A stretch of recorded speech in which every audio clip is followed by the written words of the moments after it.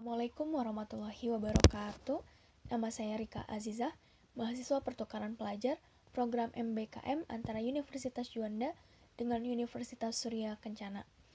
Baik, di sini saya akan mereview jurnal part 1 pertemuan 2 mata kuliah Hukum Administrasi Negara dengan judul Reformulasi Diskresi dalam Penataan Hukum Administrasi Negara oleh Arfan Faiz Muhlizi SHMH, yaitu Kepala Subbidang Fasilitasi Jabatan Fungsional, Peneliti Hukum, dan Peneliti Puslitbang BPHN Kementerian Hukum dan HAM RI.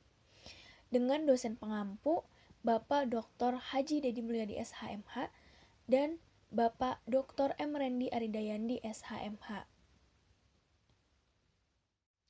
Diskresi dalam hukum administrasi.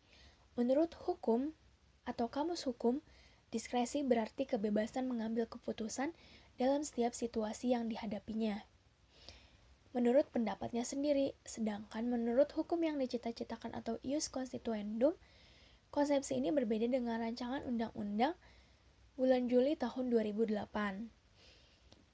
Dalam pasal 6, mengartikan diskresi sebagai otoritas atau pejabat pemerintahan dan atau badan hukum lainnya yang memungkinkan untuk melakukan pilihan dalam mengambil tindakan hukum dan atau tindakan faktual dalam administrasi pemerintahan.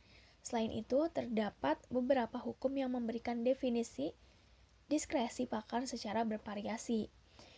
Menurut Markus Lukman, sebagaimana dikutip oleh P. Panjaitan mengatakan bahwa persoalan-persoalan penting yang mendesak sehingga memerlukan diskresi sekurang-kurangnya mengandung unsur-unsur sebagai berikut. Nah, apa unsur-unsurnya? Mari kita simak.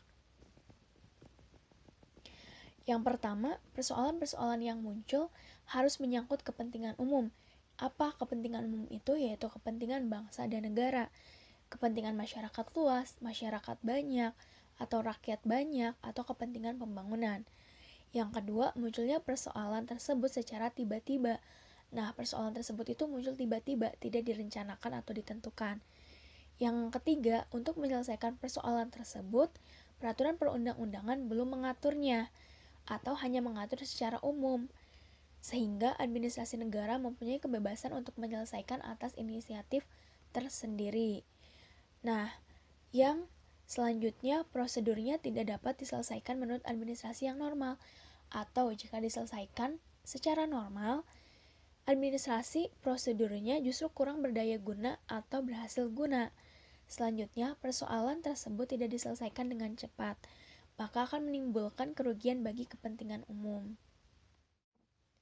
Selanjutnya, ada reformulasi diskresi dan penataan hukum administrasi negara.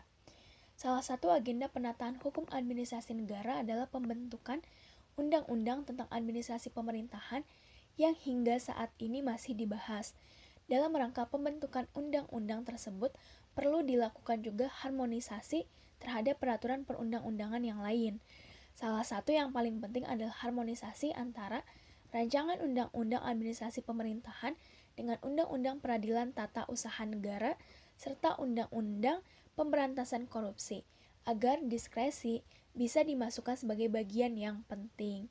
Harmonisasi hubungan rancangan undang-undang tentang administrasi pemerintahan dengan undang-undang tentang peradilan tata usaha negara terlihat secara jelas dalam pandangan dari Paulus Effendi Lotulung yang menyatakan bahwa undang-undang peradilan tata usaha negara lebih banyak menekankan pada hukum acara atau prosedur di peradilan, sehingga lebih banyak bersifat hukum prosedural atau formal yang berlaku bagi badan peradilan. Nah, hal mana memang formal karena ditujukan untuk suatu badan peradilan. Di sisi lainnya, tidak banyak ketentuan hukum material atau substansial yang dimuat di dalamnya, dan itu pun tidak secara lengkap atau jelas dijabarkan, sehingga berpotensi menimbulkan multi-interpretasi di antara para hakim sesamanya, apalagi para penyelenggara administrasi negara.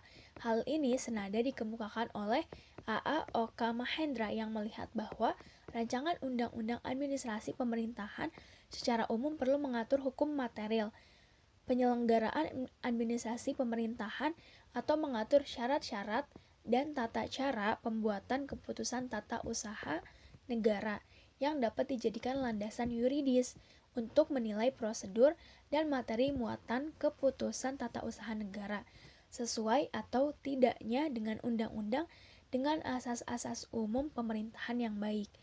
Nah, jadi kesimpulannya, diskresi ini diperlukan dalam hukum administrasi dalam rangka menyelesaikan persoalan yang peraturan perundang-undangan belum mengaturnya atau hanya mengatur secara umum, sehingga administrasi negara mempunyai kebebasan untuk menyelesaikan atas inisiatif sendiri.